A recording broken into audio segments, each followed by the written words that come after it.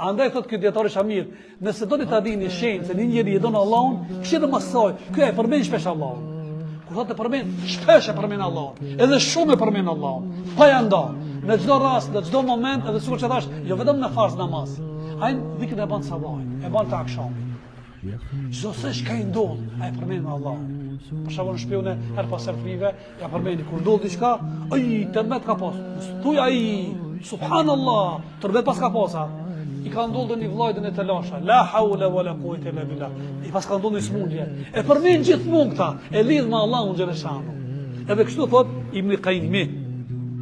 Rabi Adawiu ka qenë një prej grave, ama prej grave më i bedexhi, po thuj se nuk ka pas.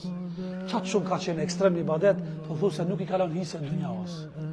Çdo çast dhe moment e ka adhuru Allahun. E ka por një poet i cili ka thur poezia, mirë po tematikat e poezijës kanë qenë këtë me karakterët të dunjas. Dhe i ka thënë, ja Salih, ka pasimin Salih, o Salih, o ti thot, dije se që një njeri, diçka shumë ja ban muhabetin, vetëm se thot ky e don shumë ata. Andaj thot ti shumë tematika të fol për dunja, edhe i thur poezijet, ti vetëm se do dunja. Shumë matematikë thjesht është ajo. Ai që do Allahun ai përmend gjithmonë.